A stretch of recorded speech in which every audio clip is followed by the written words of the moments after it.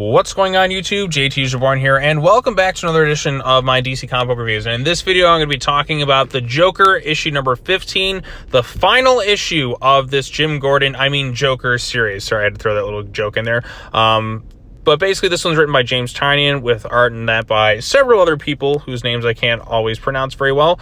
But the artwork, I will say this, positives right out the gate. The artwork is good. It's not entirely... yeah, like I said, the artwork's good. So that's the main pro of this thing. And if you're somebody who's been following the storyline, this is a good issue that kind of recaps everything and I guess sets the stage for future stuff. But as a conclusion of this particular storyline, I wasn't too, keen on it overall, the initial reading of it. By the end of it, I think this is just an okay issue. At first, I was a little bit harsher on it when I read it the first time. Then I read it again, picked up on a few things. There's still some things that kind of bother me. But overall consensus, I think this one is just kind of all right in terms of an ending. Just the way everything kind of amounts, Joker's still kind of out in the wild doing his thing. Why Jim Gordon just doesn't apprehend him still is beyond me. He had him in his clutches, and then there's something involving Bane's daughter, Vengeance. Why Bane is so adamant that she doesn't kill the Joker, I don't understand that. You'd think Bane, who's killed however many people over the years, and Vengeance, who's killed a bunch of people within this book, even some innocent bystanders, what is the problem with her just finishing off the Joker and then going on to do other things? I don't see what the problem with it is. But again, that's just, I guess because we need the Joker to appear in more stuff. And this has kind of been an interesting series in that it's not really a Joker series, it's been Jim Gordon, but it definitely is kind of a complaint. I mean, this is a book called The Joker, and the Joker is hardly in this thing. Even his conclusion is done in a little bit of a flashback per se, because the ending of the issue is just Jim Gordon kind of finding a little bit of peace within himself to where all the nightmares are kind of stopping. He's not hearing the Joker laughing. So there's that there, but it just didn't feel like a grand conclusion to the storyline. Joker's not apprehended or anything. He's just kind of off to do his own thing again. There's a Punchline backup that sets up Punchline's book that's going to be coming up. It doesn't really have a great conclusion to that never-ending Punchline backup storyline that we've had in pretty much almost every issue, except for the last issue, which was kind of a weird standalone thing. I don't know why it was like that. So let's go ahead and summarize what happens here. So again, in the end of the previous issue, we were wondering, what did Jim Gordon do with the Joker? Did he kill him? Did he not? Well, Jim Gordon, at this point, he's just not going to cross the line. And he takes a really long time to get to that point. Even as I was reading this, I'm like, oh my God, just get to the point already. Tell us what you need to say, Jim. But basically, he re-explains the whole situation with Batman involving the network, how he got involved, and how, Bane was involved in this thing. We've come to find that Bane faked his death in the whole A-Day incident, and basically they set up Joker for that whole thing. So the Bane that you see, I guess, in Task Force Z is not the same Bane that's in this book. So the real Bane survived, and I guess this has just been a clone Bane the whole time. So if you're reading Task Force Z and not this, you're going to be left kind of disappointed a bit, saying, oh, this is just kind of a fake Bane here. So the real Bane's out there, and he's just out to kind of find his daughter. Jim Gordon and this Cressida character who initially brought him in were there to take down the network, who's just been gathering different bits of DNA from various characters around the DC universe. Been doing some very shady stuff, and the whole thing is about kind of bringing them down. We have the Samson family. The conclusion to that is a bit lackluster, because I guess they, Jim Gordon is able to kind of take them down in a way, because the press comes in and it just kind of exposes them for the horrible people they are. And there's that. And then we also find out that the talent that's been chasing around is James Gordon Jr., so there's that too. And then, yeah, like I said, my main issue with this thing is the whole, thing with Joker and how it kind of wraps up here. Jim Gordon has him like this. He has him fully apprehended at this time, and he basically, allows Joker to get access to guns, which could have killed him and could have also killed, or actually ends up killing somebody else. Why Jim just lets him go like this is beyond me. It's just utterly kind of ridiculous. He has the Joker in his clutches. He has him at gunpoint, and somehow Joker is able to end up with these guns, and he kills somebody. What? Jim's known the Joker for years. Why would you give the Joker a gun, because the Joker could end you. He could like go on to endanger other people. It just seems rather stupid, if you ask me. I get Jim Gordon's not gonna like kill in like cold blood or something like that, but maybe like nick his, like, you know, like punch him, like shoot him in the leg or something like that. Let the press come in. They find the Joker with the Samson family all together. Joker is a wanted criminal all around the world, considering the horrible acts that he's committed. And who cares if Joker like just gets taken up by the things? It's not you. Like, you still didn't kill the Joker. You wounded him, but why don't you just bring the Joker in or something like that? I feel like that's what the story should have ended with, but no, like Jim just basically kind of lets Joker off the hook in a way, per se. Like he uses the Joker to kind of get information or about like the whereabouts of the network, and he's going to be kind of working with like his little group of Interpol or whatever it is to kind of like bring them down. He's going to be forming his own private detective agency with Harvey Bullock. So there's that going on there, and maybe we'll get a Jim Gordon solo series. I mean, this book was basically Jim Gordon, the book, instead of Joker. But it's just like, why Joker is let go and pretty much let off the hook for all this stuff is beyond me. I figure like this is the big final issue. We could get like some big exciting climax, and we don't really get that. And I was disappointed. Like Vengeance and Bane basically takes Vengeance away from like killing the Joker. Like, why not let her just finish the Joker off and then take her to go someplace else? Like, I don't understand Bane's reasoning for it. It's never really fully like explained. It's like, Bane, Joker has done so many horrible things. He's double-crossed you, I'm sure, and he's a threat to you, and he's a threat to everybody else. Let your daughter finish the job, and then you can go off and do your own things. I don't get why he was so adamant to stop her beforehand. Like, I don't understand the reasoning behind it, considering all the people Bane and them have killed. I mean, yeah, you can still go after, like, the network and all that, but, I mean, let her finish the job. So there's that. Joker's off in the wild. Bane's, I guess, back in Santa Prisca, and Jim Gordon's gonna be forming his own detective agency. Now he's got some funds from the woman who kind of brought him into this whole thing. He's gonna be doing something like that with Harvey Bullock. So he had a conversation with Batman, and that's pretty much it for the Jim Gordon portion. Then we have the Punchline backup, which overall I didn't particularly care for, and ultimately it culminates in Punchline having more of her army of simps, seeing her being validated. She's able to manipulate people, and that's pretty much about it, you know. And it sets up her getting a Punchline storyline right there. So like I said, this one's written by, as you can see, it says right here, it says Punchline will continue in Punchline, the Gotham game #1 this fall. So Punchline is getting her very own series. Harper Row didn't really accomplish much overall in this thing.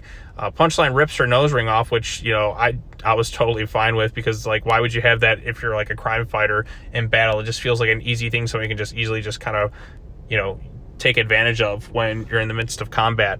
The writers of this one were Sam Johns, James Tynion, art and colors by Sweeney Boo. So I didn't really care for the Punchline backup, although I will say this, I appreciate the fact that Punchline is just full-blown evil. Like, I feel like a lot of days with so many villains, like, where everything's just kind of like in the gray area, or they have like this fully sympathetic villain. Not Punchline at all. Like, she manipulates people into thinking she is that, but she really is just like hardcore, like black and white. Like, she is full-blown evil, and she enjoys every minute of it. So I like that aspect to her character. I think that's a little bit refreshing. Sometimes you just got to have people who are just real shitbags. So I like that aspect to it. I don't know if this like really did her character any favors. I felt like she was one of the standouts at first of like Tynion's new characters, but now she's just kind of like fallen a bit from grace. So we'll see if she can kind of pick up that momentum in the upcoming Punchline book, but I'm not sure. The conversation between Jim and Batman, I think it does a decent job reflecting like Jim's status quo in the DC universe right now, just kind of like his place where he's at right now. He's just kind of had enough at this point. Like, he's kind of lost that spark, and he doesn't know if he's going to ever really kind of get it back to like what he used to have. But in the meantime, he's just going to kind of go off and do his own thing with Harvey Bullock and his own detective agency. So there's that aspect to it. And I also like the fact that he knows that Barbara is Batgirl, which to me implies that he knows Bruce is Batman. So I like seeing the dynamic between Jim and Bruce, or Batman per se, in this particular issue. So like I said, there's some good elements to it. The artwork, like I said, is really strong here. I just think that as a conclusion to the storyline, it kind of left me wanting more. I still think Joker just kind of being out on the loose, and like given the circumstances that he literally has him at gunpoint right here. Yeah, he didn't have to kill him, but he could have tied him up or something. is just beyond me. Like, why not just bring the Joker in at this point? Like, you can still drag him with you. You don't have to, with the whole Samson family, yeah, they're still going to get busted, and you still go off and sneak off or whatever, but you could still, like, bring the Joker with you and just still bring him in or something like that. Maybe shoot him in the leg or something like that. You're still not killing him. He's wounded, but he's not going to go very far. So, I don't know. Like, there's a lot of ways out of the situation, and the person, you basically let somebody die by allowing the Joker to have access to handguns. So it's just kind of really stupid, if you ask me. So, but at least Jim's kind of finding some sort of peace and less nightmares in that. So, yeah, like I said, there's some good elements here, but it just didn't really, like, do it for me overall. So, yeah, and that's the Joker series in a nutshell. My biggest gripe with the Joker comic book, well, aside from the punchline backup, because I didn't really find that all that great, is the fact that they titled this thing The Joker. I understand this for marquee value. The Joker's name sells. He even has a $1 billion movie. The only R-rated film in history to have $1 billion is with The Joker, which is insane to think about. Even the Batman didn't make $1 billion, but The Joker, man, that movie was like... it did insanely well. It was like a cultural phenomenon. But this should have just been called Jim Gordon, because it's more focused on Gordon than anything having to do with the Joker. I mean, yes, Joker is like, his presence is felt, but there's so many issues within this comic book where Joker's not even really in it. And it just kind of left me questioning, like, why even title this The Joker? Should have just called it Jim Gordon. It just felt like misleading marketing. So for people reading this thing expecting a lot of Joker, you're not going to get a lot of Joker in a comic book named after the Joker. Which I feel like you got to have Joker. They really should have sprinkled Joker in throughout the storyline more than he was. And I feel like this storyline could have been wrapped up maybe a few issues earlier. I don't think it really needed to drag on to 15 issues. Like, I just felt like there was some needless... Actually, there's 16 issues, because you got the annual, which pretty much adds nothing to it. It's just kind of like a standalone Joker storyline, which wasn't half bad if I remember correctly. But it just... You didn't need this many issues for this particular story, because there's always going to be like if it's always going to just be like this one big overarching story that went on for a while. I feel like you could have probably condensed this thing down a little bit. Maybe you didn't need to take as many detours, and maybe you could have a little bit of a more exciting and better ending rather than just Joker just kind of almost being forgotten about by the end of it. So yeah, we'll see what happens next for Jim Gordon. We'll see what happens next for Joker. We know Punchline's getting her own little mini series, or whatever it's going to end up being, coming this fall. So maybe that'll be interesting. Maybe it'll be bad. This wasn't a terrible book by any stretch of the imagination. Like, this wasn't a horrible storyline. I didn't like read every issue of Joker being like, oh, I hate this thing. Like, there were some issues I liked. There were some interesting reveals, like Bane still being alive. I was questioning how the hell that was possible, but we come to find that he faked his death. And I'm assuming because of that the Bane in Task Force Z that we've been seeing has been a imposter Bane. So there's a lot to digest with this Joker series. I don't know, like, how some people are going to feel about it. I think some people are liking it and some people aren't. I think it's going to be kind of a mixed bag overall. Like, I'm just going to share my opinion on it. I didn't love it overall. I don't hate it overall. There were some good bits through the series throughout, and then there were some things that just kind of just like left you wanting more. For instance, the Joker, you wanted to see him more. Backup, I could care less about the Punchline backup.